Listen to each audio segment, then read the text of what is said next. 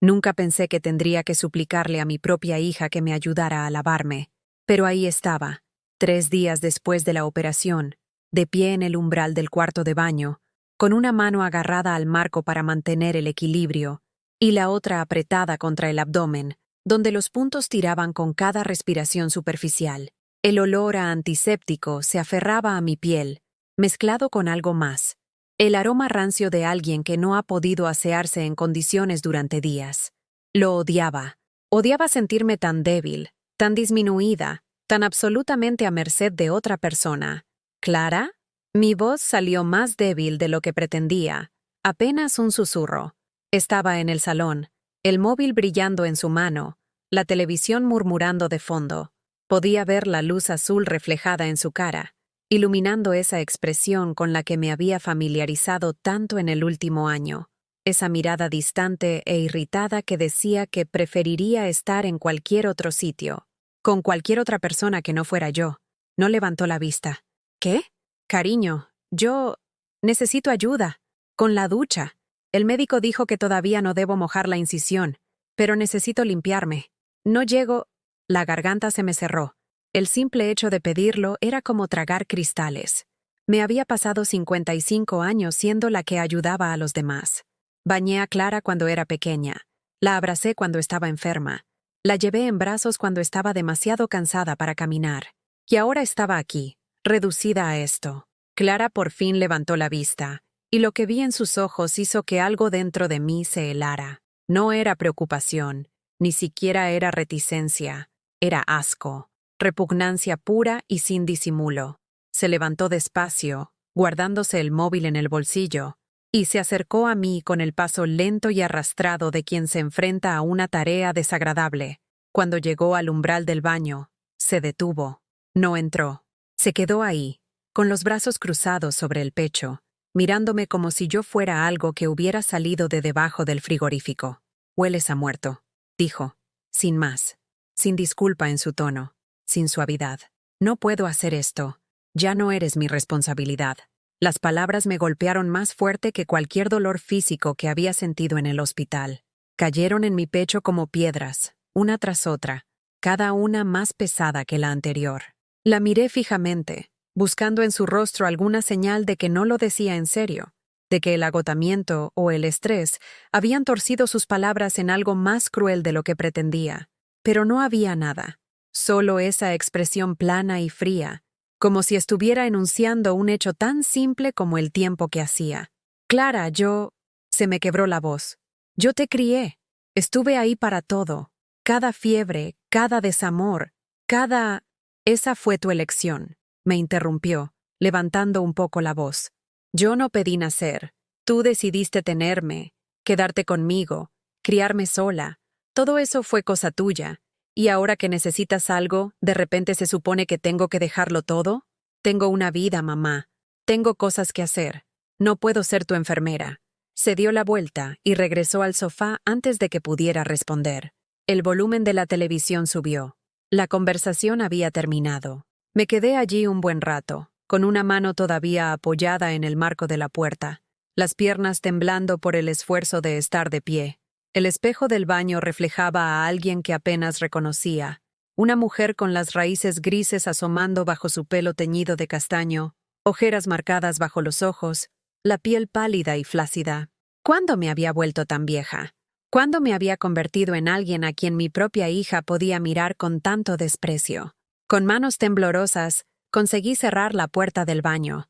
El suelo de baldosas estaba frío bajo mis pies descalzos.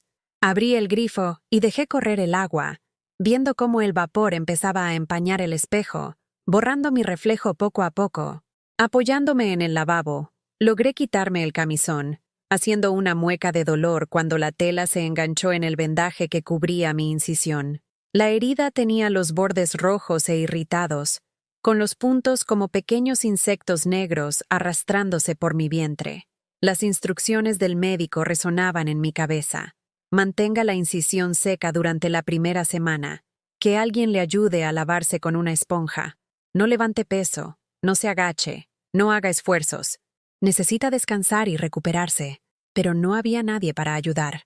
Solo yo, sola en este baño, con una hija en la habitación de al lado a la que no le importaba mirarme sin torcer el gesto con asco. Mojé una toallita y comencé el lento y doloroso proceso de limpiarme lo mejor que pude. Sentía los brazos como si fueran de plomo. Cada movimiento provocaba punzadas de dolor que irradiaban desde la incisión.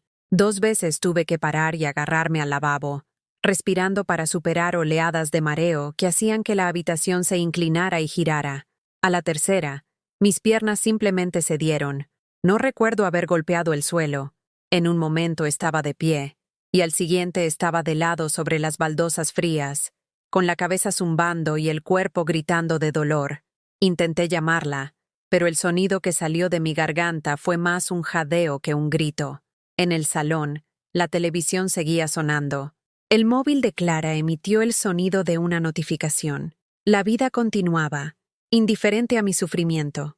Permanecí allí tirada lo que parecieron horas, pero probablemente fueron solo minutos, mirando la parte inferior del lavabo, las manchas de óxido y las pelusas que nunca había podido alcanzar. En esto se había convertido mi vida.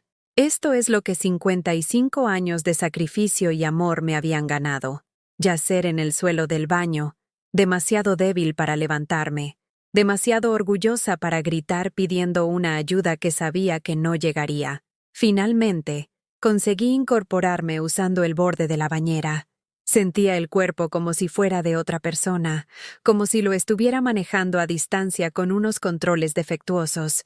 Me arrastré de vuelta a mi dormitorio, dejando la toallita en el suelo del baño, abandonando la idea de estar limpia. ¿Qué sentido tenía?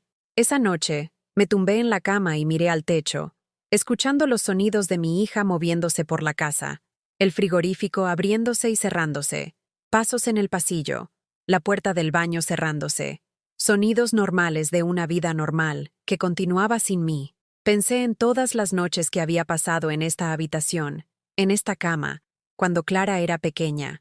Las noches que me quedé despierta escuchando su respiración a través del vigilabebés, aterrorizada de que algo le pasara mientras dormía. Las noches que pasé por la habitación con ella ardiendo en fiebre, poniéndole paños fríos en la frente y cantándole nanas hasta quedarme sin voz. Las noches que la esperé, despierta cuando era adolescente, mirando el reloj y rezando para que volviera a casa sana y salva. Era tan joven cuando la tuve, apenas 22 años, poco más que una niña. Su padre se había marchado antes de que ella naciera, desapareciendo en la vida que hubiera decidido que era más importante que nosotras. Tuve 2 trabajos para mantenernos a flote, llegando a casa agotada para encontrarme con un bebé llorando, sobreviviendo a base de café, determinación y la creencia de que todo valdría la pena, que crecería sabiendo que era amada, que había sido deseada a pesar de todo, que yo haría cualquier cosa por ella. Había sacrificado tanto. Mis estudios. Estaba a 2 semestres de terminar la carrera de enfermería cuando el embarazo me obligó a dejarlo. Mi carrera. Pasé 30 años en trabajos en tiendas y comercios que pagaban lo justo para sobrevivir, pero nunca lo suficiente para prosperar, siempre poniendo las necesidades de Clara primero. Mis relaciones. Hubo algunos hombres a lo largo de los años que mostraron interés, pero nunca dejé que nadie se acercara demasiado, por miedo a meter a alguien en la vida de Clara que pudiera hacerle daño o abandonarnos. Todo lo que hacía era por ella. Cada elección, cada sacrificio, cada sueño que aplacé o abandoné por completo. Y ahora estaba ella, en la habitación de al lado, mirando su móvil mientras yo yacía aquí sin poder siquiera bañarme, tratándome como si fuera un estorbo del que no veía la hora de deshacerse. Hueles a muerto. No puedo hacer esto. Ya no eres mi responsabilidad. Las palabras se repetían en mi mente, cada repetición cortando un poco más profundo. Ya no eres mi responsabilidad, como si alguna vez hubiera sido una carga que ella hubiera llevado amablemente. Como si los 18 años que pasé criándola, alimentándola, vistiéndola, amándola, hubieran creado de alguna manera una deuda que ella ya había pagado por completo y que ahora le molestaba que le pidieran reconocer. Giré la cara hacia la almohada y dejé que las lágrimas fluyeran en silencio, con cuidado de no hacer ningún ruido que pudiera atravesar las paredes. El orgullo era todo lo que me quedaba, y no iba a darle la satisfacción de saber que me había roto. Pero algo más se agitaba bajo el dolor, algo pequeño y duro, como una semilla echando raíces en tierra oscura. Todavía no podía ponerle nombre, no podía darle forma o voz, pero estaba ahí, esperando, creciendo. Si estás viendo esto y sabes lo que es darlo todo por alguien que no te dio nada a cambio, por favor, suscríbete a este canal. Estamos intentando llegar a los 1000 suscriptores, y ayuda más de lo que crees. Déjame un comentario diciéndome desde qué ciudad me estás viendo. Necesito saber que no estoy sola en esto. Llegó el día siguiente, y el otro. El patrón se repetía con cruel consistencia. Me despertaba con dolor, me arrastraba hasta el baño, lograba el mínimo de cuidado personal, y luego me retiraba de nuevo a mi habitación como un animal herido a su guarida. Clara se movía por la casa como si yo no estuviera allí, su vida continuando su ritmo normal mientras la mía se había detenido dolorosamente. Al cuarto día, lo intenté de nuevo. Intenté pedir ayuda, intenté llegar a esa pequeña parte de ella que aún pudiera importarle. Estaba preparando el desayuno cuando entré a la cocina arrastrando los pies. Cada paso una negociación entre las limitaciones de mi cuerpo y mi obstinada negativa a quedarme escondida en esa habitación para siempre. El olor a café y tostadas hizo que se me encogiera el estómago de hambre. No había comido nada sustancial desde que volví a casa del hospital. Los medicamentos me daban náuseas, y el esfuerzo de llegar a la cocina y preparar la comida parecía insuperable cuando apenas podía estar de pie más de unos minutos. Clara levantó la vista de su móvil. Su expresión vaciló con algo que podría haber sido molestia o quizás culpa. Ya era difícil saberlo. Se había vuelto tan buena en ocultar lo que realmente sentía, presentando solo esa superficie lisa e impenetrable que no revelaba nada. «Tengo que ir a la farmacia», dije en voz baja, agarrándome al respaldo de una silla para apoyarme. «Se nos han acabado las gasas que el médico dijo que necesito para cambiar el apósito. Y necesito más del jabón antibacteriano. ¿Podrías...?» «Hoy tengo planes», dijo sin mirarme, simplemente untando mantequilla en su tostada con precisión mecánica. «Quizá mañana. El médico dijo que tengo que cambiar el apósito 2 veces al día. Casi no me quedan. Es importante, Clara. Es para prevenir una infección». Mi voz sonaba patética incluso para mis propios oídos, suplicando por algo tan básico que no debería haber requerido negociación. Suspiró profundamente. Esa clase de exhalación teatral diseñada para comunicar exactamente lo agobiada que se sentía por mi existencia. «Vale, las compraré luego. Mándame un mensaje con lo que necesitas exactamente. No sé cómo mandar fotos de material médico. Podrías simplemente llevarme contigo. Puedo esperar en el coche. Solo necesito asegurarme de que compramos lo correcto». «Mamá». Por fin me miró, y la irritación en sus ojos era inconfundible. «He dicho que me encargo yo. No tienes que microgestionarlo todo. No soy una niña». La ironía de esa afirmación habría sido graciosa si no hubiera dolido tanto. Tenía 33 años y vivía gratis en la casa que yo había comprado con el dinero que había ahorrado euro a euro durante décadas. No contribuía en nada a la compra, las facturas o cualquier otro gasto del hogar, alegando que estaba buscando trabajo y necesitaba tiempo para aclararse. Esa había sido su excusa durante casi 2 años. Me había dicho a mí misma que la estaba ayudando, dándole espacio para encontrar su camino sin la presión que yo siempre había sentido. Pero de pie allí, en mi propia cocina, apenas capaz de mantenerme erguida, viéndola tratar una simple petición de material médico como una imposición escandalosa, me pregunté si realmente la había estado ayudando, o si simplemente había estado fomentando que me viera como algo que podía usar cuando le convenía e ignorar cuando me volvía un inconveniente. Se fue 1 hora después sin despedirse.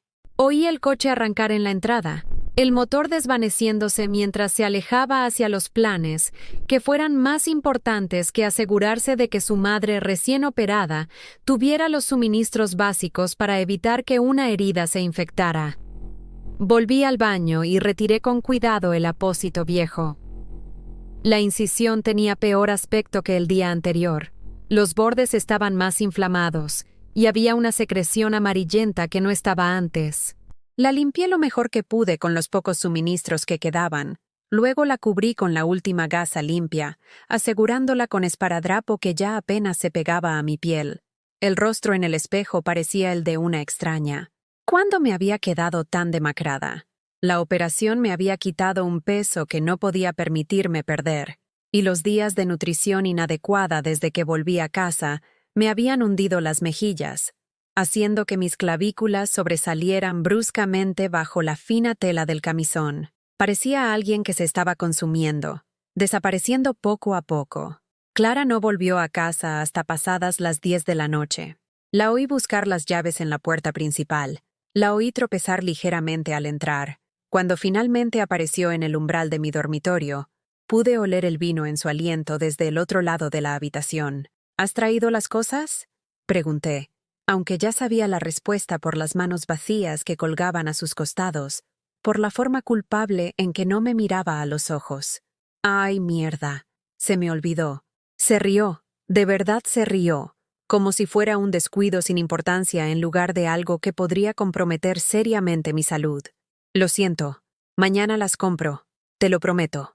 Se fue antes de que pudiera responder, la puerta de su dormitorio cerrándose con un suave clic que de alguna manera se sintió más definitivo que si la hubiera cerrado de un portazo.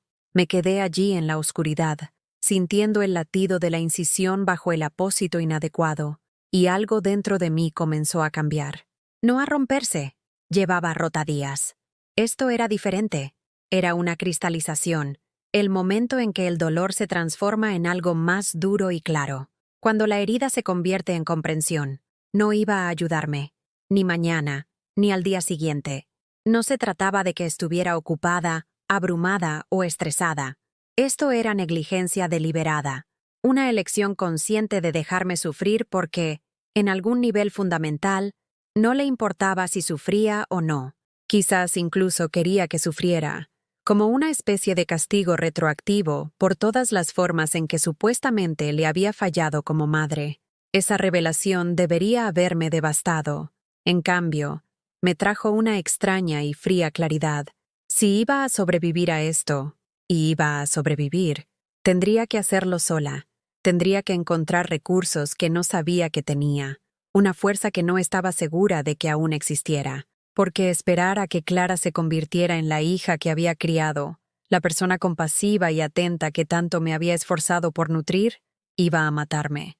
A la mañana siguiente, llamé al centro de salud y pregunté por los servicios de atención a domicilio. La trabajadora social fue amable pero firme. La seguridad social no cubría el cuidado de enfermería en casa para la recuperación postoperatoria, a menos que cumpliera ciertos criterios para los que no calificaba.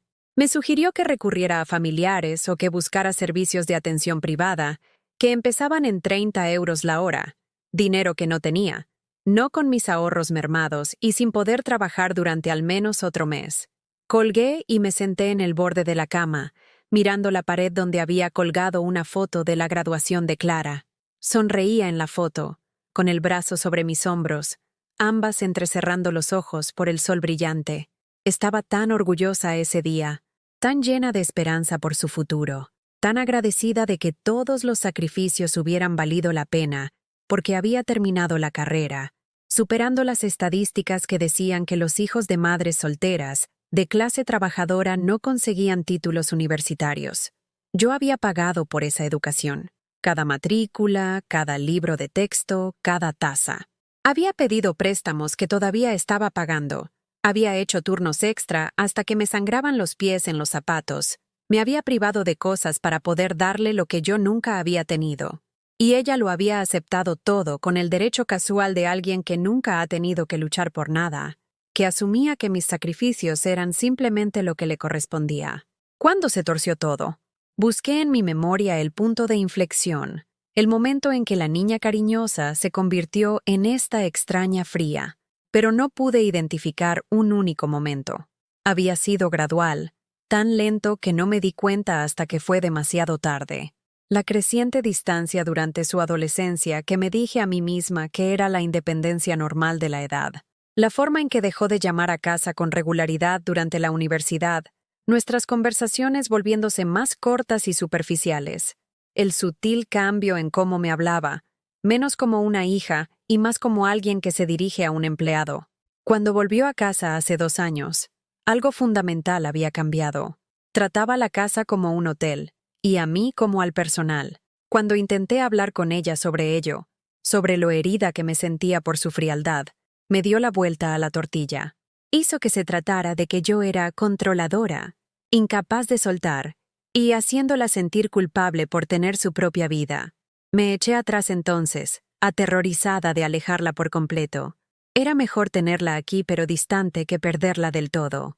Así que me tragué mi dolor y me dije a mí misma que las cosas mejorarían, que esto era solo una fase, que estaba lidiando con sus propias luchas, que mi trabajo como madre era amarla incondicionalmente incluso cuando hacía muy difícil que me cayera bien. Pero el amor incondicional, estaba aprendiendo, no significaba aceptar una crueldad incondicional.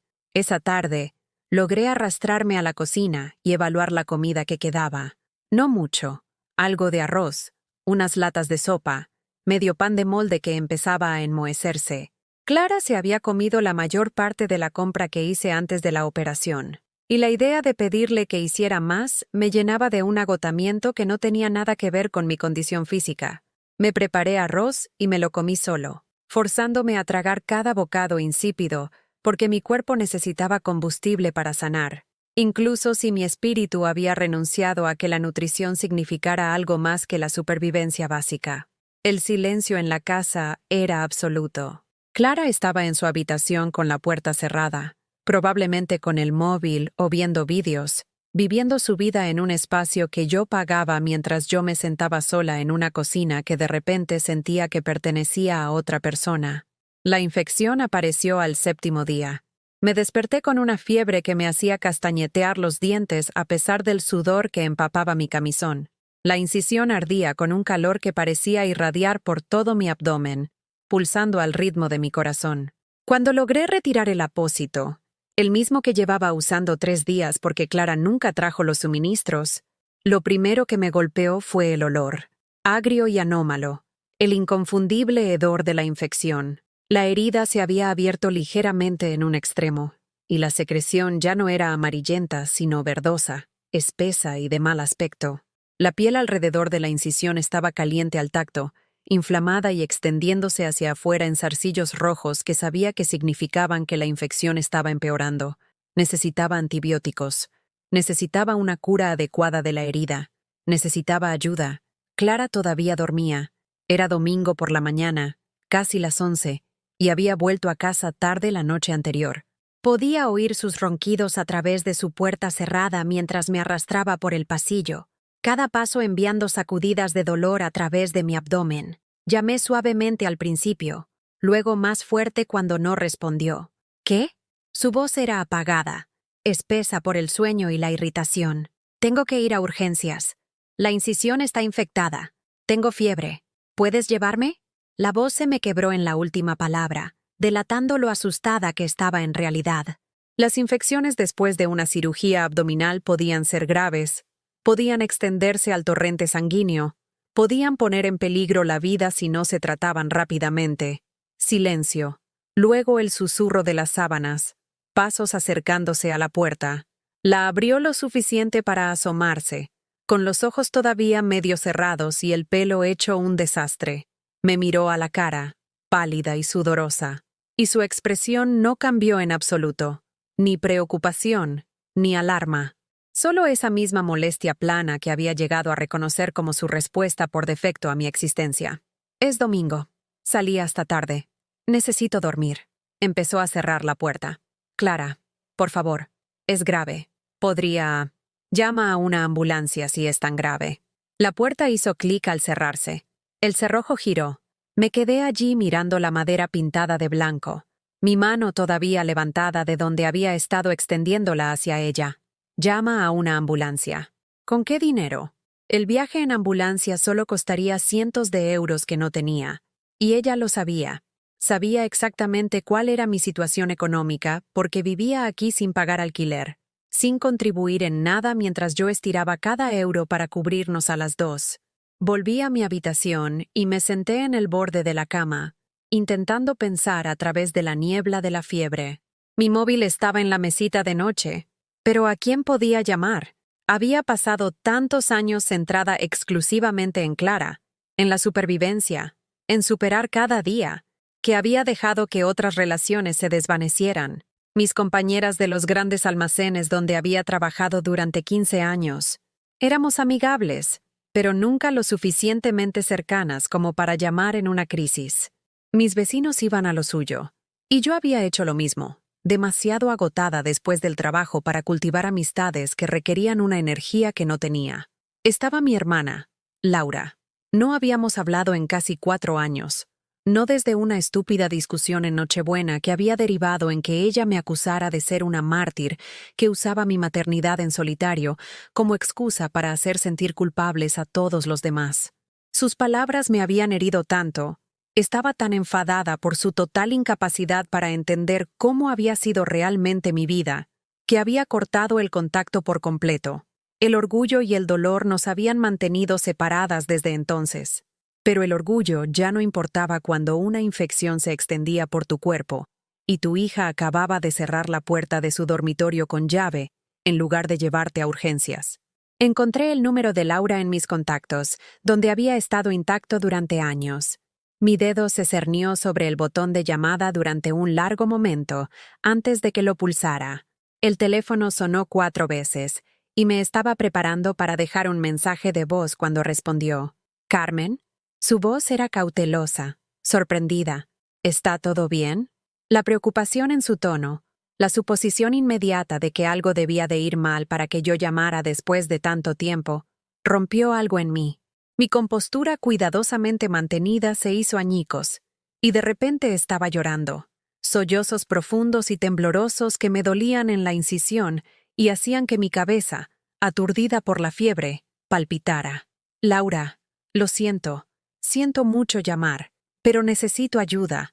Me operaron y tengo una infección, y Clara no quiere, ni siquiera quiere. Las palabras salían a trompicones entre sollozos, apenas coherentes. ¿Dónde estás? Voy ahora mismo. Mándame tu dirección.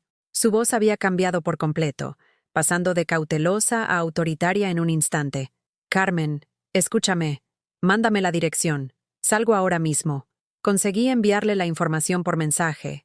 Luego me quedé sentada en la cama llorando mientras la fiebre hacía que la habitación se inclinara y girara a mi alrededor. 45 minutos después, vivía en la otra punta de la ciudad. Laura estaba en mi puerta. La oí llamar. La oí gritar mi nombre cuando no respondí lo suficientemente rápido. Oí girar el pomo de la puerta. Cuando me vio, su rostro se puso blanco. ¡Joder, Carmen! ¿Cuánto tiempo llevas así? 1 semana. La operación fue hace 1 semana. Ahora temblaba. La regulación de la temperatura de mi cuerpo fallando por completo. La incisión se infectó. Necesitaba material, pero Clara. ¿Dónde está Clara? La voz de Laura se había vuelto muy queda, lo que recordaba de la infancia que significaba que estaba furiosa. En su habitación, durmiendo. Mi hermana apretó la mandíbula. Me ayudó a levantarme, soportando la mayor parte de mi peso, mientras nos movíamos lentamente hacia la puerta principal. Al salir, se detuvo en la puerta del dormitorio de Clara y la golpeó con la suficiente fuerza como para hacer temblar el marco. Clara García, a tu madre la llevo a urgencias con una herida quirúrgica infectada. Por si te importa una mierda. No esperó una respuesta. Simplemente me guió hasta su coche con una gentileza que me hizo llorar aún más fuerte.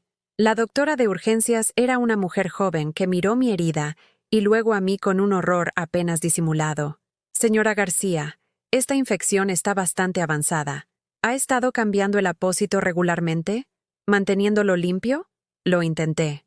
Mi hija debía comprar material, pero ella... No pude terminar. No podía admitir en voz alta lo completamente que Clara me había fallado. La doctora miró a Laura, que había insistido en volver a la sala de examen conmigo. Algo pasó entre ellas. Una comunicación silenciosa que no necesitaba palabras. Voy a recetarle un antibiótico fuerte y necesitamos limpiar y vendar adecuadamente esta herida. Tendrá que volver en 2 días para que podamos comprobar la mejoría. Si no está mejor, tendrá que ser ingresada en el hospital para recibir antibióticos intravenosos. Trabajó eficientemente, limpiando la herida con una minuciosidad que me hizo jadear y agarrar la mano de Laura. Le enseñó a Laura cómo cambiar el apósito correctamente. Le dio una bolsa con material médico. Escribió instrucciones detalladas en una hoja que le entregó a mi hermana en lugar de a mí. Necesita descanso, una nutrición adecuada y que alguien revise esto 2 veces al día. ¿Tiene apoyo en casa? La pregunta iba dirigida a mí, pero sus ojos estaban en Laura. Ahora lo tiene, dijo Laura con firmeza. En el coche de vuelta a mi casa, Laura estuvo callada durante mucho tiempo. Finalmente, dijo, ¿cuánto tiempo lleva así? ¿Con Clara? No lo sé. Años, quizás. Sucedió tan gradualmente que no me di cuenta hasta que estuve postrada y completamente a su merced, y descubrí que no tenía ninguna para dar. Aquella Nochebuena, cuando dije esas cosas sobre que te hacías la mártir, me equivoqué, Carmen. Me equivoqué muchísimo, pero también tenía un poco de razón. Mantuvo los ojos en la carretera. Le diste a esa chica todo, sacrificaste todo, y al hacerlo, nunca le enseñaste que las necesidades de los demás importan. Nunca la dejaste luchar, nunca la dejaste enfrentar las consecuencias, nunca le mostraste que se supone que el amor debe fluir en ambas direcciones. Las palabras dolieron porque eran verdad. Había estado tan decidida a darle a Clara todo lo que yo nunca tuve, tan centrada en asegurarme de que nunca sintiera las privaciones y la lucha que yo experimenté, que había creado a alguien que tomaba todo como si se le debiera y no daba nada a cambio. Pensé que si la amaba lo suficiente, si me sacrificaba lo suficiente, ella lo vería, lo entendería y apreciaría ¿Y te amaría a ti? Terminó Laura en voz baja. Cariño, no puedes ganarte el amor a través del sacrificio. No puedes hacer que a alguien le importes mostrándole cuánto estás dispuesta a sufrir por esa persona. A veces solo creas a alguien que piensa que tu sufrimiento es para lo que sirves. Entramos en mi calle. El coche de Clara no estaba. Se había ido mientras estábamos en urgencias. No se había molestado en enviar un mensaje o llamar para ver si estaba bien. La casa se veía exactamente igual que cuando nos fuimos, pero de alguna manera se sentía diferente, como si la estuviera viendo claramente por primera vez. Laura me ayudó a entrar y me acomodó en el sofá con cojines y mantas. Revisó mi cocina, tomando notas de la comida que tenía y la que necesitaba. Luego revisó mi baño, mi botiquín, tomando más notas. Se movía con la eficiencia decisiva de alguien que se hace cargo de una crisis, y sentí algo que no había sentido en semanas. Alivio. Me quedo esta noche, anunció, sin admitir discusión. Mañana voy a hacer la compra y a conseguir todo lo demás que necesites. Y vamos a tener una conversación sobre lo que pasará después. Porque, Carmen, no puedes seguir viviendo así. Esa noche, Laura hizo sopa. Sopa de verdad con verduras y pollo, no de lata. Y se sentó conmigo mientras comía. Me cambió el apósito con manos firmes, siguiendo las instrucciones del médico con precisión. Me trajo agua y medicamentos, y me ajustó los cojines cuando necesité cambiar de posición. Y cuando Clara finalmente llegó a casa alrededor de la medianoche, Laura la estaba esperando en el salón. No pude oír todo lo que dijeron. Laura había insistido en que me quedara en mi dormitorio y descansara, pero oí lo suficiente. Oí la voz de Laura, controlada pero gélida, exponiendo exactamente en qué podría haber resultado la negligencia de Clara. Oí las respuestas defensivas de Clara, las justificaciones y las excusas. Y luego oí a Laura decir algo que hizo que la casa se quedara en completo silencio. Tu madre casi se muere porque a ti no te dio la gana de comprar unas gasas. Piensa en eso. Piensa en qué clase de persona te convierte eso. Los pasos de Clara resonaron por el pasillo. La puerta de su dormitorio se cerró de un portazo lo suficientemente fuerte como para sacudir las paredes. Pero estaba aquí, estaba en casa, y había oído la verdad dicha en voz alta por alguien que no era yo. Alguien que no pedía su amor ni su aprobación, que no tenía ningún interés en mantener la cuidadosa ficción en la que ambas habíamos estado viviendo. Laura se quedó 3 días. 3 días durante los cuales Clara apenas salió de su dormitorio, como si evitar a su tía significara evitar la realidad de lo que había hecho. Cuando salía, para coger comida de la cocina o irse de casa, se movía como un fantasma, con la vista baja, sin decir nada. La tensión en la casa era tan densa que se podía cortar con un cuchillo, pero yo estaba demasiado agotada para que me importara. Por primera vez en una semana, comía de verdad, tomaba mi medicación a tiempo y mi herida recibía el cuidado adecuado. Mi cuerpo comenzó el lento trabajo de curación, incluso mientras algo más dentro de mí continuaba rompiéndose. A la tercera mañana, Laura se sentó en el borde de mi cama con una taza de té que me había preparado. El vapor se elevaba entre nosotras, serpenteando en la luz de la mañana que entraba por la ventana. Parecía cansada, mayor de lo que recordaba. ¿Cuándo le habían salido esas arrugas alrededor de los ojos? ¿Estaban allí en aquella última Nochebuena? ¿O se las habían añadido 4 años de silencio? Tengo que volver con mi familia mañana, dijo en voz baja, pero no voy a dejarte aquí sola con ella. No así. Laura, estaré bien. La infección está respondiendo a los antibióticos. Estoy recuperando fuerzas. No me refiero a eso. Dejó su té y me tomó la mano, sus dedos cálidos y firmes alrededor de los míos. Carmen, necesitas oír esto. Esa chica no va a cambiar. La he observado estos últimos días. La forma en que te evita, la forma en que actúa como si fuera la víctima en todo esto. No se va a despertar una mañana y de repente se convertirá en la hija que te mereces. Aparté la mano, una defensa instintiva contra palabras que no estaba lista para oír. Ella solo está pasando por un mal momento.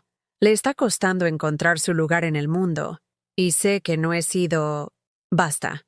La voz de Laura fue lo suficientemente aguda como para cortar mis excusas. Deja de ponerle excusas. Deja de asumir la responsabilidad de sus fracasos. Llevas haciendo eso toda su vida, y mira a dónde te ha llevado. Tumbada en una cama con una herida infectada porque a ella no le dio la gana de comprar material médico. La verdad de aquello se instaló entre nosotras como una tercera presencia en la habitación. Quería discutir, defender a Clara, explicar todas las formas en las que yo había fallado como madre que habían llevado a este momento. Pero las palabras no salían, porque en el fondo, en un lugar al que me había negado a mirar, sabía que Laura tenía razón. Le di todo, susurré. Sacrifiqué toda mi vida por ella. ¿Cómo se convirtió en esto? Porque le enseñaste que tus necesidades no importan. Cada vez que te privaste de algo para que ella pudiera tenerlo, cada vez que te mataste a trabajar para darle oportunidades, cada vez que absorbiste su ira, su decepción o su crueldad sin oponerte, le enseñaste que eras un recurso para ser usado, no una persona para ser amada. La voz de Laura se suavizó, y no digo esto para herirte. Lo digo porque necesitas entender que esto no sucedió de repente. Se construyó, pieza por pieza, con las mejores intenciones y los peores resultados.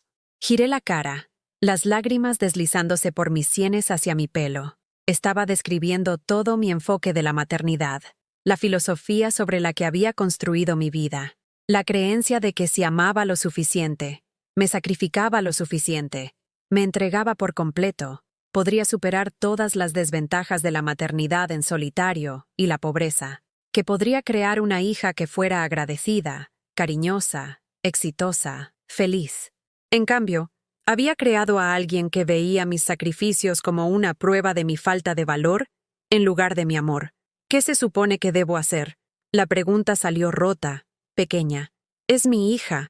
No puedo rendirme con ella. No te pido que te rindas con ella. Te pido que dejes de rendirte contigo misma. Laura se levantó, caminó hacia la ventana, miró hacia el patio donde años atrás había empujado a Clara en un columpio que había comprado de segunda mano y montado yo misma. Tienes que poner límites. Límites de verdad. O empieza a contribuir en esta casa y a tratarte con un respeto básico. O tiene que irse. No tiene a dónde ir. Ni trabajo, ni ahorros. Exacto. Lo que significa que tiene todas las razones para quedarse aquí y seguir aprovechándose de ti. Laura se volvió para mirarme. Carmen, escúchate. Estás poniendo excusas de por qué no se puede esperar que una mujer de 33 años se mantenga a sí misma o muestre una decencia humana básica hacia su madre. Estás permitiendo que sea esta persona. La palabra permitiendo me golpeó como una bofetada. La había oído antes, en diferentes contextos.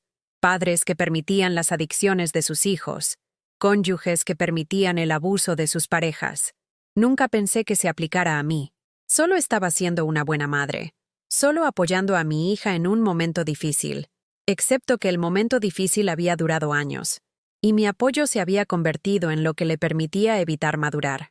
No sé cómo hacer lo que me pides. Mi voz era apenas audible. No sé cómo dejar de ser su madre. No te pido que dejes de ser su madre.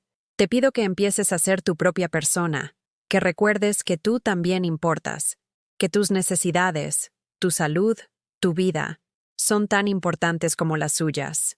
Laura volvió a la cama y se sentó, tomando mi mano de nuevo. Y voy a ayudarte. No quedándome, no puedo hacer eso, pero estando aquí de otras maneras. Llamadas, visitas, lo que necesites. Ya no estás sola, Carmen, pero tienes que decidir que vale la pena luchar por ti. Después de que Laura se fuera al día siguiente, después de despedidas llorosas y promesas de llamar todos los días, después de que me hubiera llenado el frigorífico y escrito horarios de medicación, y me hubiera hecho prometer que volvería a urgencias para la cita de seguimiento, la casa cayó en un nuevo tipo de silencio. Clara todavía me evitaba, pero ahora su evitación se sentía diferente. Menos como si estuviera ocupada con su propia vida, y más como si se estuviera escondiendo de algo a lo que no quería enfrentarse. Pasé esos días sola pensando de verdad, quizás por primera vez en años, sobre quién había sido antes de que naciera Clara, una joven con sueños de ser enfermera, de ayudar a la gente, de marcar la diferencia, sobre las decisiones que había tomado, los caminos que había seguido, las formas en que lentamente me había borrado a mí misma al servicio de otra persona, sobre si había valido la pena. La respuesta me asustaba, porque no había valido la pena. No si el resultado final era yacer en una cama con una herida infectada, mientras mi hija se encerraba en su habitación para evitar reconocer mi sufrimiento. No si 3 décadas de sacrificio habían producido a alguien que me miraba con desprecio en lugar de amor. Pero reconocer eso se sentía como admitir que toda mi vida adulta había sido un desperdicio, que cada noche trabajando turnos extra, cada oportunidad perdida, cada sueño aplazado no había servido para nada. El dolor de esa revelación era casi peor que el dolor físico de la infección. Al 5.º día después de que Laura se fuera, me levanté de la cama por más tiempo que solo para ir al baño. Me senté en el salón, la misma habitación donde Clara pasaba sus días en el sofá que yo había comprado, viendo la televisión que yo pagaba, comiendo la comida que yo proporcionaba. Miré a mi alrededor el espacio que había creado, mantenido, pagado a través de décadas de trabajo, y sentí que algo cambiaba dentro de mí. Esta era mi casa, mi vida, mi cuerpo sanando lentamente de una cirugía mayor. Y yo estaba viviendo como un fantasma en mi propia casa, andando de puntillas alrededor de los humores de mi hija, con miedo de afirmar mis propias necesidades o existencia por miedo a... ¿Qué? ¿Hacerla enfadar? ¿Hacer que se fuera? Quizás era hora de dejar de tener miedo de esas cosas. Clara salió de su habitación sobre las 2 de la tarde, moviéndose hacia la cocina con su aire distraído de siempre, con el móvil en la mano. Apenas me miró al pasar, como si yo fuera solo otro mueble. Clara. Mi voz era más fuerte de lo que había sido en días. Se detuvo, se giró, con expresión cautelosa. Tenemos que hablar. Estoy ocupada, mamá. ¿Puede esperar? No. La palabra se sintió extraña en mi boca, esta simple afirmación de mis propias necesidades sobre las suyas. No puede esperar. Siéntate. Algo en mi tono debió sorprenderla, porque de hecho obedeció, sentándose en el borde del sillón frente a mí, como si necesitara huir en cualquier momento. Mantuvo su móvil en la mano, una barrera entre nosotras. Deja el móvil, por favor. Dudó. Luego lo dejó boca abajo en la mesita de centro. El silencio se extendió entre nosotras, lleno de todo lo que ambas habíamos estado evitando decir durante años. Casi me muero, dije finalmente. Las palabras quedaron suspendidas en el aire, crudas e innegables. Esa infección podría haberse vuelto septicemia, podría haberme matado. Y tú cerraste la puerta de tu dormitorio con llave en lugar de llevarme a buscar ayuda. Eso no es justo. Estás siendo dramática. Solo fue... No. Levanté una mano, deteniéndola a mitad de la excusa. No lo minimices. No lo justifiques. No me digas que estoy exagerando o siendo demasiado sensible o pidiendo demasiado. Solo, por una vez, Solo escucha. Cerró la boca, pero su mandíbula estaba tensa, sus ojos desafiantes. La postura de alguien que se prepara para defenderse en lugar de escuchar realmente lo que se está diciendo.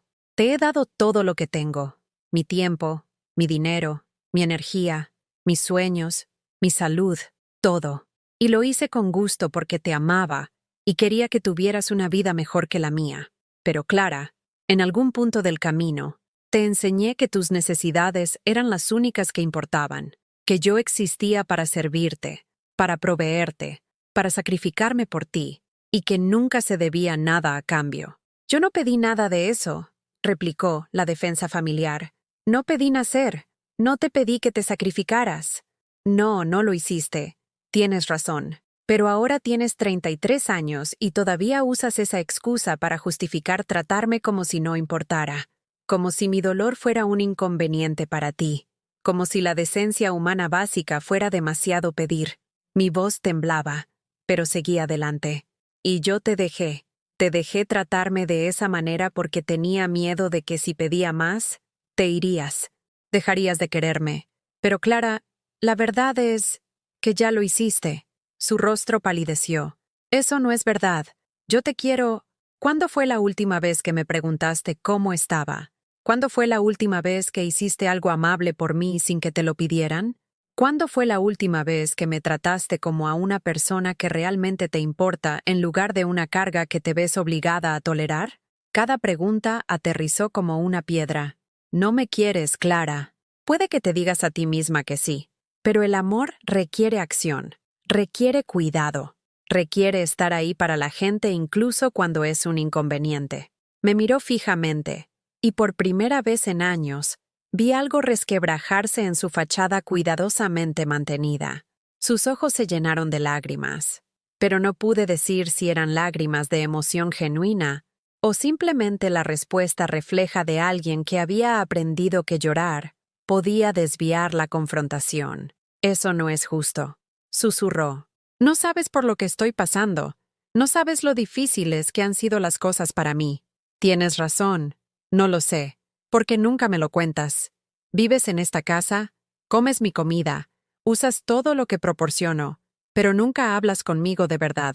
Nunca compartes lo que está pasando en tu vida, excepto cuando necesitas algo de mí. Respiré lentamente, tratando de mantener la voz firme. Pero incluso si las cosas son difíciles para ti, Clara, eso no te da derecho a ser cruel. No excusa ver cómo sufro y no hacer nada. Bajó la vista a sus manos, entrelazadas en su regazo. No sabía qué hacer. Cuando me pediste ayuda con la ducha, yo simplemente no pude. La idea de verte así, vulnerable y débil, me hizo sentir... ¿Qué? ¿Incómoda? La palabra salió más cortante de lo que pretendía. Te sentiste incómoda, así que te fuiste. Me dejaste en el suelo de un baño, arrastrándome para intentar limpiarme porque no podías soportar sentirte incómoda durante 20 minutos. No soy enfermera. No sé cómo cuidar a la gente enferma. No es mi culpa que tú... Se detuvo, pero las palabras quedaron suspendidas en el aire entre nosotras, casi completas. No es mi culpa que me necesitaras. No, dije en voz baja. No eres enfermera. Eres mi hija. Y las hijas ayudan a sus madres cuando están enfermas. No porque tengan formación médica, sino porque les importa. Porque el amor significa estar ahí incluso cuando es difícil. Incluso cuando es incómodo, incluso cuando preferirías estar haciendo otra cosa. Se levantó bruscamente, su silla raspando contra el suelo. No puedo hacer esto ahora mismo. Estás intentando hacerme sentir culpable, y yo no puedo. Siéntate. Mi voz fue más dura de lo que jamás había usado con ella. No he terminado. Pues yo sí. Cogió su móvil de la mesa, con las manos temblando. No voy a sentarme aquí a que me eches en cara. Si te vas ahora mismo, Clara, tienes que seguir caminando. Las palabras salieron de un lugar profundo dentro de mí, un lugar que no sabía que existía hasta este momento. Tienes que hacer las maletas y buscar otro sitio donde vivir, porque se acabó. Se acabó que me traten como si no importara. Se acabó sacrificarlo todo mientras tú no contribuyes en nada. Se acabó fingir que esto es normal, o aceptable o cariñoso. Se quedó helada, su rostro una mezcla de conmoción y algo que podría haber sido miedo. ¿Me estás echando? ¿A tu propia hija? ¿Después de todo lo que acabas de decir sobre que se supone que debo estar ahí para ti? Te estoy diciendo que las cosas tienen que cambiar, que tienes que decidir si quieres ser parte de una familia o simplemente aprovecharte de una. Y si no puedes hacer eso, si no puedes tratarme con un respeto y una decencia básicos, entonces sí, tienes que irte. ¡No tengo a dónde ir! Su voz se elevó, las lágrimas fluyendo libremente ahora. Ni trabajo, ni dinero, ni... Exacto. Por eso has estado contenta de quedarte aquí y tratarme como a una sirvienta. Porque no tienes otro sitio a donde ir y nadie más que toleraría lo que has estado haciendo. Sentí lágrimas en mis propias mejillas ahora, calientes y furiosas y tristes, todo a la vez. Pero Clara, no puedo seguir sacrificando mi propio bienestar por alguien a quien no le importa si vivo o muero. Simplemente ya no puedo hacerlo. Se quedó allí un largo momento, su rostro contraído por emociones que no pude leer. Ira, miedo, confusión, quizás incluso vergüenza. Luego se dio la vuelta y se fue, sus pasos pesados en las escaleras. La puerta de su dormitorio no se cerró de un portazo esta vez. Se cerró con un clic suave y final que de alguna manera se sintió peor. Me senté sola en el salón mientras la tarde se convertía en noche, repasando la conversación en mi mente. ¿Había sido demasiado dura? ¿Demasiado exigente? ¿Estaba realmente dispuesta a dejar a mi propia hija en la calle solo porque no había satisfecho mis necesidades durante un momento difícil? La culpa intentó regresar, la voz familiar que decía que las buenas madres no dan ultimátums, no hacen su amor condicional, no ponen sus propias necesidades primero. Pero otra voz, más nueva y fuerte, me recordó lo que Laura había dicho, que yo también importaba, que los límites no eran crueldad, sino supervivencia, que no podía seguir prendiéndome fuego para mantener a otra persona caliente, especialmente cuando ni siquiera reconocían que estaba ardiendo. Esa noche, dormí inquieta, despertándome cada pocas horas con el sonido de mi propio corazón acelerado. En una de esas horas oscuras antes del amanecer, oí abrirse la puerta de Clara, la oí moverse arriba. Por un momento, pensé que podría estar yéndose, que podría estar haciendo las maletas para marcharse. Una parte de mí esperaba que lo hiciera. Otra parte, la que la había amado desde antes de que naciera, sufría con la idea. Pero cuando llegó la mañana, todavía estaba allí. La oí en el baño, oí correr el agua, oí cerrarse su puerta de nuevo. La casa volvió al silencio, pero ahora era diferente. Algo había cambiado. Se habían dicho palabras que no se podían retirar. Se habían trazado líneas que no se podían borrar. Durante los días siguientes, Clara comenzó a hacer pequeñas cosas. Sacó la basura sin que se lo pidieran. Fregó algunos platos en el fregadero. Compró leche cuando se acabó. Estos pequeños gestos se sentían casi insultantes en su insuficiencia, como un niño que intenta compensar haber roto una reliquia valiosa, ofreciendo una moneda de 5 céntimos de su hucha. Pero también eran algo que nunca había visto antes. Reconocimiento. Acción. El más mínimo reconocimiento posible de que tal vez, quizás, ella tenía alguna responsabilidad aquí. No le di las gracias por estas cosas. No la elogié por hacer el mínimo indispensable que cualquier adulto que vive en un espacio compartido debería hacer. Solo observé, y esperé, y me pregunté si era el comienzo de un cambio real o solo una actuación temporal diseñada para ganar más tiempo en la comodidad de una vida sin alquiler. Laura llamaba cada noche, como había prometido. ¿Cómo te encuentras? ¿Está curando la herida? ¿Te trata algo mejor? Mi cuerpo se está fortaleciendo, le dije una noche, aproximadamente una semana después de nuestra confrontación. La infección ha desaparecido. Puedo moverme con más facilidad ahora. Incluso llegué al buzón y volví hoy sin tener que parar a descansar. Eso es maravilloso. ¿Y Clara? Está intentándolo, creo. Pequeñas cosas. Nada que realmente cuente cómo cuidarme, pero más de lo que hacía antes. Hice una pausa, tratando de encontrar las palabras adecuadas. No sé si es real, o si solo tiene miedo de que cumpla mi amenaza de pedirle que se vaya. ¿Importa? Preguntó Laura. De cualquier manera, está aprendiendo que sus acciones tienen consecuencias, que no vas a absorber su crueldad indefinidamente. y seguir manteniéndola sin importar cómo te trate. Supongo que es verdad. Miré por la ventana el crepúsculo que se cernía sobre el barrio. Familias volvían a casa del trabajo. Se encendían luces en las ventanas. Los ritmos ordinarios de vidas ordinarias.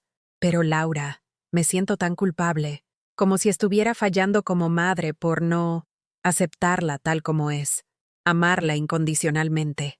Amar a alguien incondicionalmente no significa aceptar el abuso incondicionalmente, dijo Laura con firmeza. Y sí, lo que hizo fue abusivo. La negligencia es abuso, Carmen. Dejarte sufrir cuando tenía el poder de ayudar, eso es abuso. Puedes amarla y aún así negarte a que te trate de esa manera. Después de colgar, me quedé sentada mucho tiempo pensando en esa palabra, abuso. Nunca la había aplicado a mi relación con Clara antes. El abuso era lo que sucedía en otras familias, dramático y violento y obvio. No era la lenta erosión de la dignidad a través de 1000 pequeñas crueldades. No era ser ignorada y menospreciada y tratada como invisible por alguien que debería amarte más que nadie. Pero tal vez sí lo era. Tal vez el abuso venía en muchas formas, y algunas de ellas eran tan silenciosas y graduales que no las reconocías hasta que ya te estabas ahogando. La cita de seguimiento en urgencias confirmó lo que había estado sintiendo. Mi cuerpo se estaba curando. La infección había desaparecido. La incisión se estaba cerrando correctamente. El peligro había pasado. La misma joven doctora que me había tratado pareció aliviada al verme en mejores condiciones, más erguida, con color de nuevo en la cara. Su hermana hizo un excelente trabajo cuidando la herida, dijo, examinando el sitio con dedos cuidadosos. Esto tiene mucho mejor aspecto. Ya ha pasado lo peor. Ya ha pasado lo peor. La frase resonó en mi mente mientras conducía de vuelta a casa, la primera vez que conducía desde antes de la operación. Mi cuerpo había pasado lo peor. Pero, ¿y el resto de mí? ¿Qué hay de la vida a la que tenía que volver? La hija que esperaba en casa que podría o no haber aprendido algo de nuestra confrontación. Cuando entré en el garaje, me quedé en el coche un momento, reuniendo fuerzas para lo que me esperara dentro. La casa se veía como siempre, normal, residencial, el tipo de lugar donde no se supone que ocurra nada dramático. Nadie que pasara por allí adivinaría la silenciosa devastación que había ocurrido dentro de esas paredes, la forma en que toda una relación se había fracturado y ahora intentaba decidir si sanar o romperse por completo. Dentro, la casa estaba limpia, no solo recogida, sino realmente limpia. Se había pasado la aspiradora, las superficies estaban limpias, el desorden organizado. Los zapatos de Clara estaban alineados junto a la puerta, en lugar de esparcidos por la entrada. La encimera de la cocina estaba despejada, los platos fregados y guardados. Clara estaba sentada en la mesa de la cocina con un portátil abierto frente a ella. Cuando entré, levantó la vista, y su rostro tenía una expresión que no había visto en años, algo entre la vergüenza y la determinación. He estado buscando trabajo, dijo sin preámbulos, y pisos, sitios que podría permitirme si tuviera un trabajo. Señaló la pantalla. He encontrado algunas ofertas para las que estoy cualificada. Voy a enviar mi currículum a todas mañana. Dejé mi bolso lentamente, sin creer del todo lo que estaba oyendo. Vale, y llamé a papá. La palabra sonó extraña, ajena. Nunca hablaba de él. Habíamos tenido un acuerdo tácito de que él simplemente no existía en nuestras vidas. Lo encontré en las redes sociales. Hablamos un rato. Se me encogió el corazón. Después de todos estos años, de todos mis sacrificios, ¿había contactado con el hombre que nos había abandonado a las dos? ¿El hombre que había elegido su propia comodidad por encima de su responsabilidad para con su hija? ¿Qué te dijo? Muchas cosas. Bajó la vista hacia sus manos. Me habló de su vida, de sus otros hijos, de su trabajo. Y cuando le hablé de ti, de lo que pasó con la operación, de cómo yo... Se le quebró la voz. Dijo que era exactamente igual que él, egoísta, incapaz de ver más allá de mis propias necesidades. Dijo que sentía haberme transmitido eso. Las palabras quedaron suspendidas entre nosotras, cargadas de implicaciones que no estaba preparada para procesar. Su padre, el hombre que se había marchado hacía 33 años sin mirar atrás, que nunca había enviado una felicitación de cumpleaños ni un cheque de la pensión alimenticia, que nos había borrado de su vida como si nunca hubiéramos existido. Y ahora, de alguna manera, su voz había atravesado todos esos años de silencio para decirle a nuestra hija algo que yo llevaba semanas intentando que viera. «Te abandonó», dije en voz baja, luchando por mantener la amargura fuera de mi voz. «Nos dejó sin nada. ¿Y ahora aceptas consejos de él?» «No, no son consejos». Clara cerró el portátil. Sus manos temblaban ligeramente. «Es una confirmación. Confirmó lo que has estado intentando decirme, que he estado actuando como alguien que solo piensa en sí misma, alguien que coge y nunca da nada a cambio». Me miró, y tenía los ojos enrojecidos pero claros. Me dijo que sus otros hijos, mis medio hermanos, ya no le hablan, que su mujer le dejó hace 5 años, que ahora está solo porque se pasó toda la vida poniéndose a sí mismo en primer lugar, y todo el mundo acabó cansándose de ello. Aparté una silla y me senté frente a ella, mis piernas de repente inestables. Esta conversación parecía surrealista, como si hubiera entrado en una realidad alternativa donde Clara realmente se veía a sí misma con claridad, donde existían las consecuencias, donde las acciones importaban. Dijo que la peor parte no es estar solo, continuó Clara, su voz cada vez más débil. Es saber que es culpa suya, que tenía gente que le quería y los alejó a todos tratándolos como si no importaran. Dijo que se ve a sí mismo en mí y no quiere que yo acabe como él. Una lágrima se deslizó por su mejilla. Dijo que si no cambio ahora, me despertaré un día en una casa vacía y me daré cuenta de que todos los que alguna vez se preocuparon por mí, finalmente se rindieron. No supe qué decir. Una parte de mí quería consolarla, cruzar la mesa, coger su mano y decirle que no era para tanto, que podía cambiar, que todo saldría bien, pero otra parte de mí, la parte que todavía se estaba curando de que le dijeran que olía a muerto, de yacer en el suelo del baño, de ver a mi propia hija cerrar su puerta con llave en lugar de ayudarme, esa parte permaneció en silencio, inmóvil. «No quiero ser como él», susurró Clara. «Pero, mamá, no sé cómo ser diferente. Llevo tanto tiempo siendo así que ni siquiera sé cuándo empezó. Cuándo dejé de verte como una persona y empecé a verte como si simplemente estuvieras ahí, como un mueble, como algo que siempre existiría sin importar cómo lo tratara». La honestidad fue como un cuchillo, afilado, limpio y doloroso, pero también fue lo primero real que me había dicho en años. No una excusa, no una evasiva, no una justificación, solo la verdad, cruda y fea. «Tenías 10 años», dije finalmente. Mi voz sonaba distante, como si viniera de otra persona. Fue entonces cuando empecé a notarlo. Siempre había sido una niña dulce, considerada y amable. Pero alrededor de los 10 años, algo cambió. Empezaste a poner los ojos en blanco cuando hablaba, a hacer pequeños comentarios sobre mi ropa, mi trabajo, las cosas que no podía permitirme comprarte. Me dije a mí misma que era la típica actitud preadolescente, la edad del pavo, que todos los niños pasaban por ello. «Me acuerdo de eso», dijo Clara en voz baja. «Recuerdo a mis amigas del colegio hablando de los trabajos de sus padres, de sus casas, de sus vacaciones, y recuerdo sentir vergüenza, como si tú no fueras suficiente, como si nuestra vida no fuera suficiente». Se secó los ojos con el dorso de la mano. Había una chica, Sofía. Su madre era abogada. Tenían un chalet enorme e iban a Disneyland todos los años. Y un día Sofía me preguntó en qué trabajabas. Y cuando le dije que trabajabas en unos grandes almacenes, se rió. Dijo, «¿Como una cajera?», con un tono que lo hacía sonar como la cosa más patética del mundo. Recordaba ese año. Recordaba a Clara negándose de repente a que la recogiera del colegio, insistiendo en coger el autobús. Recordaba que me pedía que me quedara en el coche durante las reuniones de padres, diciendo que ya encontraría ella el camino. Había pensado que solo estaba creciendo, afirmando su independencia. No me había dado cuenta de que se avergonzaba de mí. «Nunca la corregí», continuó Clara. «Nunca te defendí. Simplemente asentí y cambié de tema. Y después de eso, se hizo más fácil fingir que eras menos de lo que eras. Centrarme en todo lo que no tenía en lugar de en todo lo que me estabas dando. Me miró directamente.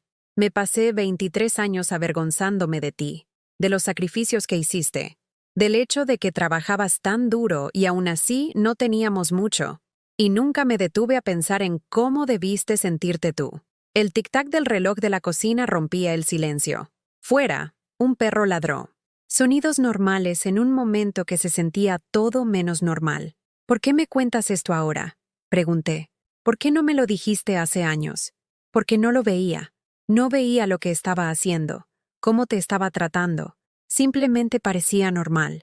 Siempre estabas ahí, siempre ocupándote de las cosas, siempre poniéndome a mí primero. Pensaba que eso era lo que se suponía que debías hacer, lo que hacían las madres.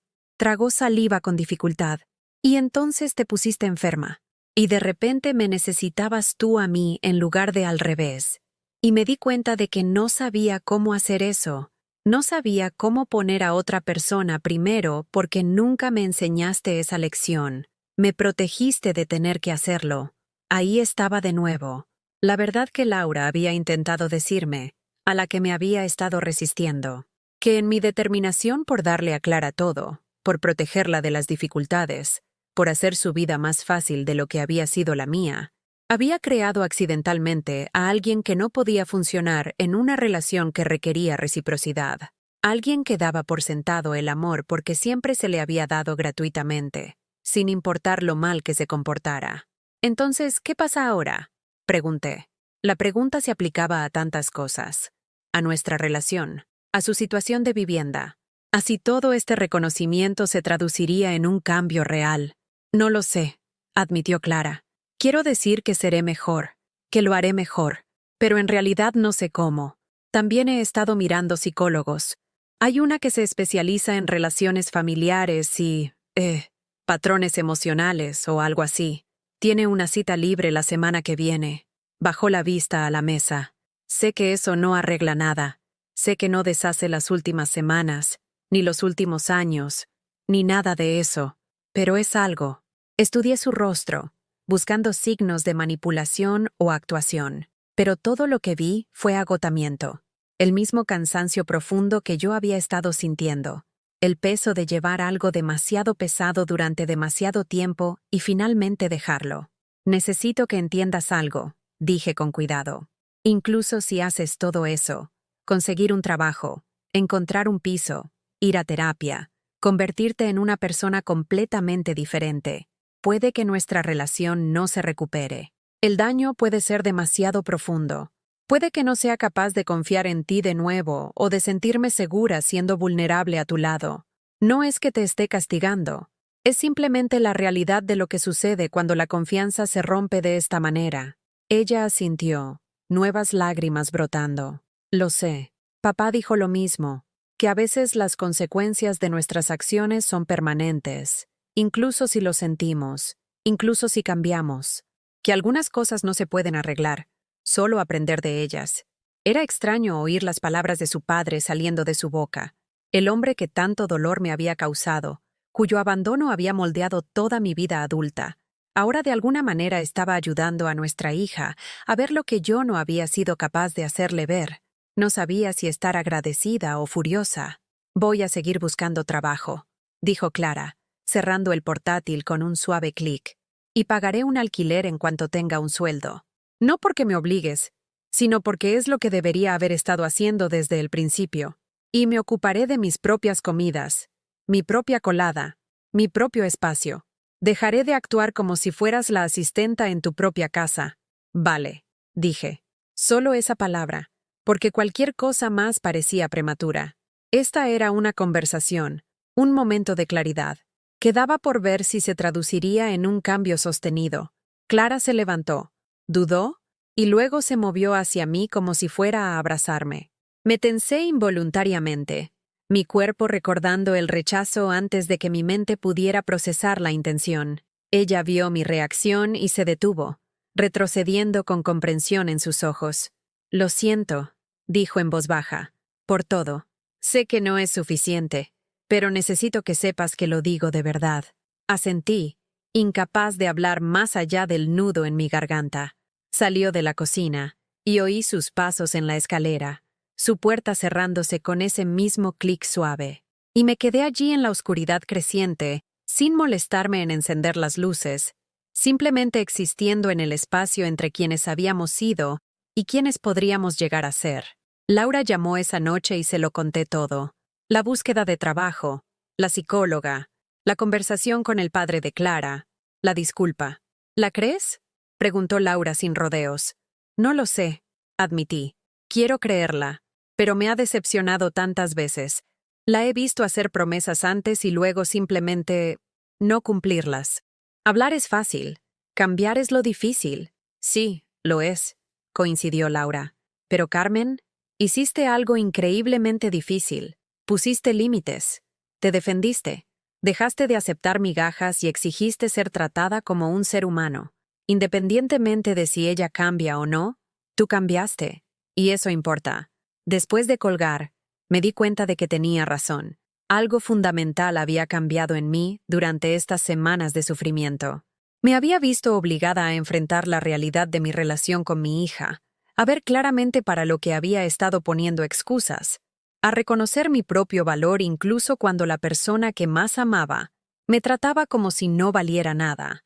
Había pasado 33 años definiéndome como la madre de Clara, organizando mi identidad en torno a ese único rol, midiendo mi valía por lo bien que lo desempeñaba, aceptando que mis necesidades, mis sueños y mi persona eran secundarios a los suyos. Pero yo era más que su madre. Era Carmen, una mujer que había sobrevivido a la pobreza, a la maternidad en solitario y a una decepción aplastante. Una mujer que había trabajado durante 3 décadas sin reconocimiento ni ascensos, pero que había cumplido cada día de todos modos. Una mujer que había amado profundamente y se había sacrificado por completo y todavía estaba aquí, todavía de pie, todavía capaz de luchar por sí misma. Esa revelación no hizo que el dolor desapareciera. No curó las heridas que la negligencia de Clara había infligido, pero hizo algo más, algo quizás más importante. Me recordó que yo había existido antes que ella y que seguiría existiendo después de que nuestra relación terminara o se transformara en algo irreconocible, que mi valía no dependía de su amor, su aprobación o su reconocimiento.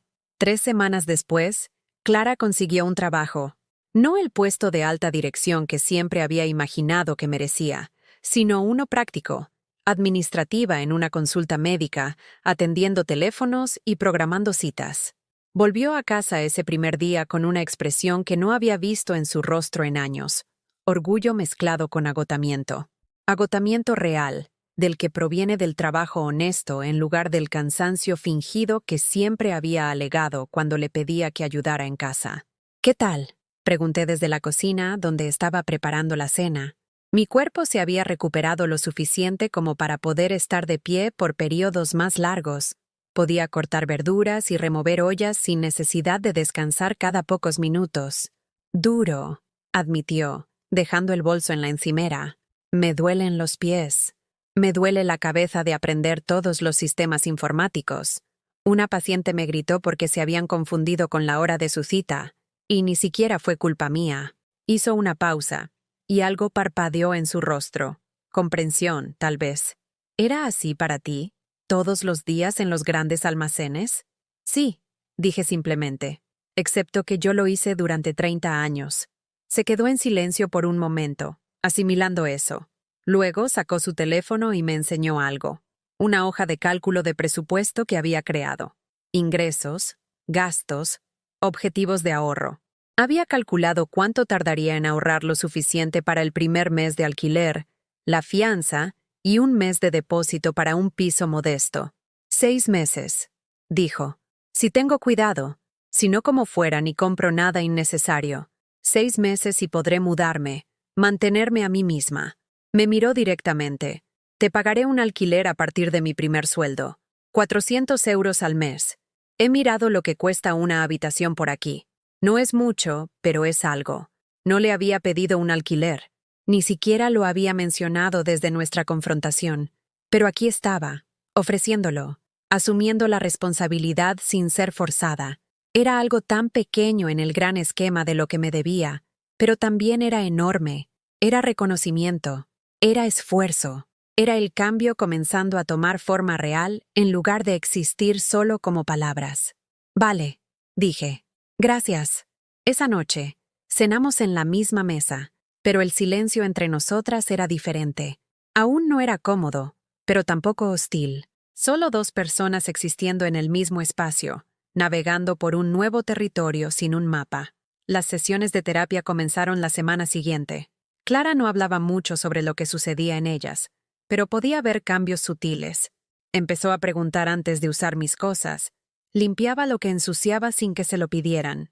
Se ofrecía a preparar la cena de vez en cuando, y aunque la comida a menudo estaba demasiado hecha o poco condimentada, me la comía sin quejarme porque el gesto importaba más que la ejecución. Una tarde, aproximadamente un mes después de que empezara a trabajar, Clara llegó a casa con una pequeña bolsa de la farmacia. La dejó en la encimera de la cocina donde yo estaba preparando un té. «Te he comprado una cosa», dijo, sin mirarme directamente a los ojos. No es mucho, pero lo vi y pensé. Dentro de la bolsa había una manta eléctrica, del tipo diseñado para el dolor de espalda y los músculos doloridos, del tipo que había mencionado que necesitaba semanas atrás, cuando mi dolor postoperatorio se había irradiado a la parte baja de la espalda, pero que nunca había comprado porque parecía un gasto innecesario cuando tenía facturas que pagar. «Recuerdo que dijiste que necesitabas una de estas», continuó Clara, todavía sin mirarme. «Y sé que te ha estado doliendo la espalda por la operación. Así que pensé...» Se interrumpió, vulnerable de una manera que no había visto desde que era pequeña. Saqué la manta eléctrica de la bolsa, sintiendo su peso en mis manos. Era algo tan simple, 20 euros, quizá 30. Pero representaba algo mucho más grande. Atención, escucha, cuidado. Me había oído expresar una necesidad y la había recordado. Había usado su propio dinero, su primer sueldo real, para atenderla. «Gracias», dije, y mi voz salió más ronca de lo que pretendía. «Es un detalle muy bonito». Ella asintió rápidamente y salió de la cocina, pero la vi secarse los ojos al irse, y me quedé allí, sosteniendo una manta eléctrica y llorando en silencio, porque después de semanas de entumecimiento, ira y dolor, finalmente estaba sintiendo algo más. No, perdón, todavía no, pero quizás la posibilidad de ello, la más mínima grieta en el muro que había construido alrededor de mi corazón. Laura también notó los cambios. Durante nuestras llamadas semanales, le hablé del trabajo, de los pagos del alquiler que llegaban puntualmente, de los pequeños actos de consideración que se estaban volviendo más frecuentes. «¿Cómo te sientes al respecto?», preguntó con cuidado. «¿Te permites tener esperanza o todavía te estás protegiendo?» «Ambas cosas», admití. «Quiero creer que está cambiando de verdad, pero también me aterroriza bajar la guardia y que me vuelva a hacer daño. Es como... Estoy viendo a alguien que se parece a mi hija actuar como la hija que siempre quise, y no sé si es real o si es solo temporal porque necesita un sitio donde vivir». «Eso es sensato», dijo Laura. «La confianza tarda en reconstruirse. Quizás nunca vuelva del todo. Pero Carmen, lo que está haciendo, cumplir, esforzarse, intentar cambiar, eso importa. Incluso si nunca vuelves a sentirte completamente segura con ella». La terapia estaba ayudando a Clara de maneras que no había esperado. Llegó a casa una tarde y preguntó si podíamos hablar. Nos sentamos en el salón, el mismo espacio donde le había dado mi ultimátum semanas antes, y sacó un papel doblado. «Mi psicóloga me hizo escribir algo», dijo, desdoblándolo con manos temblorosas. Dijo que necesitaba analizar de verdad lo que había hecho, no solo disculparme en términos vagos. Así que hice una lista de cosas específicas, momentos en los que te fallé. Respiró hondo.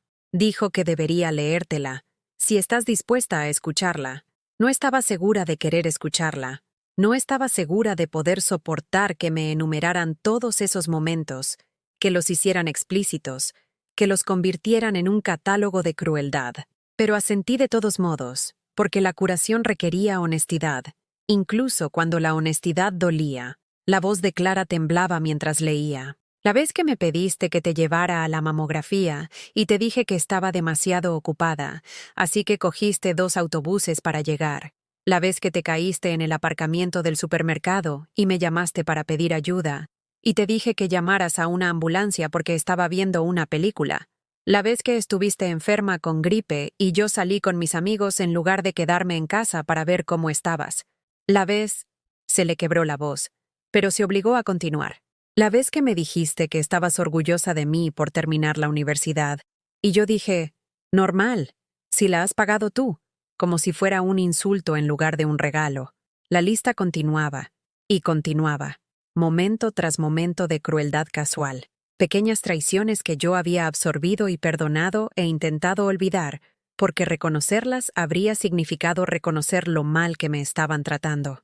Escucharlas todas juntas, en su voz, fue devastador, pero también fue necesario. Ella necesitaba enfrentarse a lo que había hecho, y yo necesitaba que mi dolor fuera reconocido, validado, hecho real en lugar de ser descartado como hipersensibilidad o martirio maternal. Cuando terminó, ambas nos quedamos en silencio durante un largo rato. El papel yacía en la mesita de centro entre nosotras, cubierto con su letra, un documento de un daño que no podía deshacerse, pero que al menos podía ser reconocido. No te digo esto para herirte, dijo Clara finalmente, ni para poner excusas. Mi psicóloga dijo que necesito asumir toda la responsabilidad, dejar de esconderme de lo que he hecho detrás de disculpas vagas, mirarlo claramente para entender por qué puede que nunca vuelvas a confiar plenamente en mí. ¿Lo entiendes?, pregunté en voz baja. Que incluso si haces todo bien a partir de ahora, ¿puede que nunca me sienta completamente segura contigo? ¿Que podrías pasarte años siendo una buena hija y yo todavía podría encogerme cuando entres en una habitación? Sí, susurró. Lo entiendo, y tengo que aceptarlo, porque no se trata de si me perdonas o no. Se trata de que yo me convierta en alguien que no necesita perdón porque he dejado de hacer daño. La sabiduría en esas palabras, sabiduría que venía de su psicóloga, probablemente, pero que ella había elegido escuchar e interiorizar, me dio algo que no había sentido en meses. Esperanza. No la esperanza de que todo se arreglara mágicamente, sino la esperanza de que el crecimiento era posible, que la gente podía cambiar si estaba dispuesta a hacer el duro trabajo de mirarse a sí misma con honestidad. 2 meses después de que Clara empezara a trabajar, recibí un sobre por correo sin remitente. Dentro había un cheque de 5.000 euros y una breve carta escrita con una caligrafía que no había visto en más de 3 décadas. Carmen, empezaba. Clara me encontró hace poco y hemos estado hablando.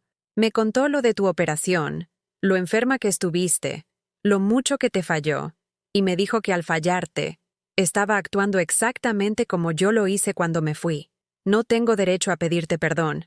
No lo espero y probablemente no lo merezco, pero quiero que sepas que tenías razón sobre mí, sobre la clase de hombre que era, y siento cada momento de los últimos 33 años que cargaste sola con lo que debería haber sido nuestra carga compartida. Este dinero es una fracción de lo que debo por la pensión alimenticia, por la ayuda, por la compañía. No arreglará nada, pero quizás ayude. Merecías algo mejor que yo. Merecías algo mejor de lo que la vida te dio. Espero que lo sepas ahora, Marcos. Leí la carta 3 veces, cada vez descubriendo nuevas emociones bajo la superficie. Ira, sí, nos había abandonado, desaparecido. Me había dejado criar a nuestra hija sola mientras él aparentemente construía una nueva vida con nuevos hijos y nuevas oportunidades. Pero también algo más, algo que se sentía incómodamente como un cierre. Se había equivocado al irse. Había fracasado como padre y como compañero. Pero también tenía razón en que Clara había aprendido sus patrones. Había heredado su egoísmo no por genética, sino por la observación de aquello de lo que yo la había protegido.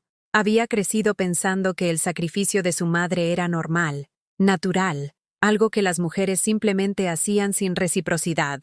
Nunca había tenido que enfrentarse a lo que significaba que alguien se eligiera a sí mismo por encima de todos los demás, porque yo la había protegido de ese conocimiento. El cheque estuvo en la mesa de mi cocina durante días mientras decidía qué hacer con él. 5.000 euros era más dinero del que había tenido en mi cuenta de ahorros en años. Podría cubrir las facturas médicas de mi operación, la fisioterapia que había estado posponiendo por el coste, el colchón nuevo que necesitaba desesperadamente pero no podía justificar comprar. O podría romperlo, devolverlo, negarme a aceptar nada de un hombre que no había dado nada cuando importaba. Al final, ingresé el cheque, no porque Marcos mereciera mi perdón, o porque el dinero pudiera borrar 33 años de ausencia. Lo ingresé porque merecía usar recursos que eran legítimamente míos, que deberían haber estado ahí desde el principio. Merecía la fisioterapia que ayudaría a mi cuerpo a recuperarse por completo. Merecía la tranquilidad de tener las facturas médicas pagadas. Merecía algo más que la mera supervivencia por una vez en mi vida adulta. Con parte del dinero, hice algo con lo que había soñado durante años, pero que nunca me había permitido. Me matriculé en un programa online de enfermería. A los 55 años, finalmente volvía para terminar lo que había empezado a los 22, antes de que el embarazo y la maternidad en solitario hubieran desbaratado todos los planes que había hecho para mí. El primer día que entré en el portal del estudiante y vi mi nombre en la lista como alumna activa, lloré. No lágrimas de tristeza, sino algo completamente diferente. Alivio, quizás. O reivindicación. La prueba de que no era demasiado tarde, de que todavía podía convertirme en quien siempre había querido ser. Clara se dio cuenta de los libros de texto que empezaron a llegar. Me vio estudiando en la mesa de la cocina por las tardes después de cenar. Una noche, se sentó frente a mí, mientras yo subrayaba secciones sobre el cuidado de heridas. Irónico, dada mi experiencia reciente. ¿Has vuelto a estudiar?, preguntó, con genuina curiosidad en su voz. Sí, me quedaban 2 semestres para terminar la carrera de enfermería cuando me quedé embarazada de ti. Siempre quise volver, pero nunca hubo tiempo, ni dinero, ni... Hice una pausa, eligiendo mis palabras con cuidado. Ni permiso, supongo.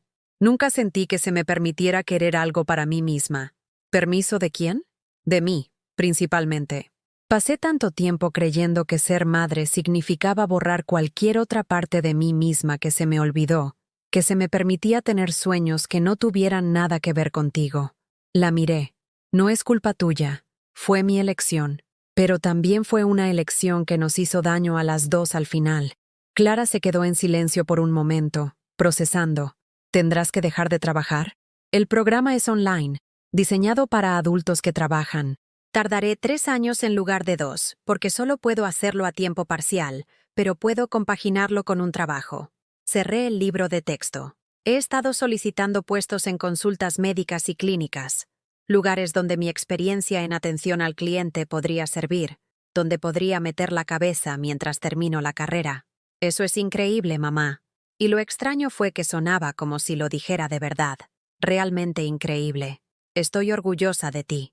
Las palabras deberían haberme llenado de alegría. Durante años, había anhelado oír a mi hija decir que estaba orgullosa de mí, pero ahora, al oírlas, me di cuenta de algo importante. Ya no las necesitaba. Estaba orgullosa de mí misma. Eso era suficiente. 4 meses después de la operación, Clara se mudó. Había encontrado un pequeño apartamento en la otra punta de la ciudad. Nada lujoso, pero limpio y asequible. Le ayudé a hacer las maletas, con cuidado, consciente de mi cuerpo aún en recuperación, y cargamos las cajas en su coche en un relativo silencio. El apartamento era un estudio, apenas más grande que su dormitorio, pero era suyo, pagado con su propio dinero, amueblado con hallazgos de segunda mano y cosas heredadas, decorado a su gusto. De pie en su dormitorio vacío después, sentí una inesperada mezcla de emociones. Alivio, sin duda. La casa volvía a ser mía. Mi espacio ya no se negociaba en torno a los humores y necesidades de otra persona, pero también tristeza, porque así es como debería haber sucedido años atrás. Esta era la progresión natural que se había retrasado por su negativa a madurar y mi negativa a empujarla. Me llamó al día siguiente. «Mamá, solo quería darte las gracias por dejarme quedar tanto tiempo, por no echarme de verdad cuando podrías haberlo hecho, por...» Su voz vaciló. «Por quererme incluso cuando lo hice muy difícil. Eres mi hija», dije simplemente. «Eso nunca cambia. ¿Cómo permito que me trates? Eso sí puede cambiar. ¿Pero quererte? Eso es permanente. Lo sé. Y voy a seguir trabajando para ser alguien digno de ese amor. No solo decirlo, sino demostrarlo. Cenábamos juntas una vez a la semana después de eso. Venía los domingos por la tarde y cocinábamos juntas, algo que nunca habíamos hecho antes. Era terrible cocinando, quemaba el arroz y le echaba demasiada sal a todo, pero lo intentaba. Y en el intento, en el acto de presentarse, en el esfuerzo constante, semana tras semana, algo comenzó a reconstruirse entre nosotras. No la antigua relación, esa se había ido, rota sin posibilidad de reparación, pero algo nuevo, algo más honesto, algo construido sobre el respeto mutuo en lugar del sacrificio unilateral. Laura vino de visita un sábado, unos 6 meses después de que todo se hubiera desmoronado y comenzara a recomponerse lentamente. Nos sentamos en mi patio, tomando un refresco bajo el cálido sol, y me miró con algo parecido al asombro. «Tienes otro aspecto», dijo. «No solo más sana, que también. Pareces más ligera, de alguna manera». «Me siento más ligera», admití. Como si hubiera estado cargando algo pesado durante tanto tiempo que había olvidado lo que se sentía al estar erguida, y ahora finalmente se ha ido. ¿Pero se ha ido de verdad? ¿O simplemente es diferente? Diferente, dije después de pensarlo. Clara y yo nunca tendremos la relación que una vez pensé que tendríamos. Han pasado demasiadas cosas, demasiado dolor, pero tenemos algo, y es real, de una manera que la antigua relación nunca lo fue. No se basa en la fantasía, la obligación o la culpa. Son solo 2 adultas intentando descubrir cómo ser familia la una para la otra. ¿Y eso es suficiente? Algunos días lo es. Algunos días todavía lloro por lo que perdimos, o lo que nunca tuvimos en realidad. Pero sí, la mayor parte del tiempo es suficiente, porque ahora tengo más que solo a ella. Me he recuperado a mí misma. Laura sonrió, extendiendo la mano para apretar la mía. Estoy orgullosa de ti, ¿sabes? Por poner límites, por defenderte, por no aceptar la crueldad, solo porque venía de alguien a quien amabas. Aprendí viéndote a ti, dije. Podrías haber seguido evitándome después de aquella pelea de Nochebuena. Podrías haber decidido que yo era demasiado difícil, demasiado dramática. Pero apareciste. Viniste cuando te necesité. Me dijiste verdades duras. Me enseñaste que el amor sin respeto no es realmente amor. El programa de enfermería era más difícil de lo que esperaba, pero en el buen sentido. Me exigía estirar mi mente en direcciones que no había tomado en décadas, memorizar terminología, procedimientos y anatomía. Mis compañeros eran en su mayoría de 20 y tantos y 30 y tantos, pero había algunos otros estudiantes mayores que habían vuelto para terminar estudios interrumpidos. Formamos un grupo de estudio, reuniéndonos virtualmente cada semana, y descubrí algo que había estado echando de menos durante años. Comunidad. Amistad basada en objetivos compartidos en lugar de en la proximidad o la obligación. Una de mis compañeras, Isabel, tenía 52 años y había vuelto a estudiar después de su divorcio. Mi marido solía decirme que era demasiado vieja para empezar de nuevo. Nos contó durante una de nuestras sesiones de estudio que debería aceptar mi vida tal como era. Pero, ¿sabéis qué? Empezar de nuevo a los 50 es mejor que pasar los próximos 30 años deseando haberlo hecho. Sus palabras resonaron con algo profundo dentro de mí.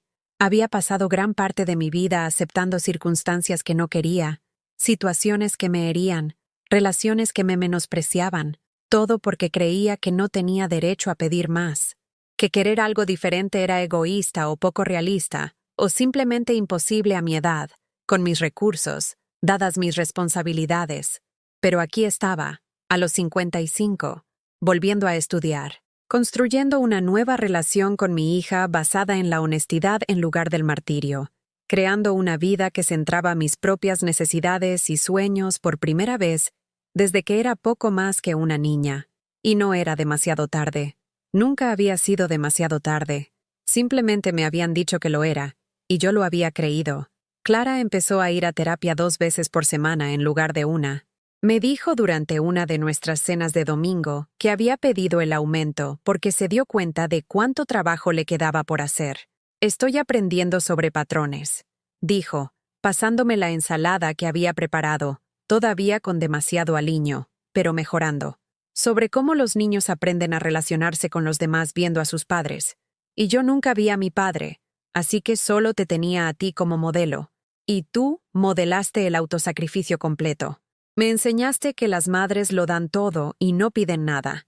Eso es lo que aprendí que parecía el amor. Lo siento, dije en voz baja.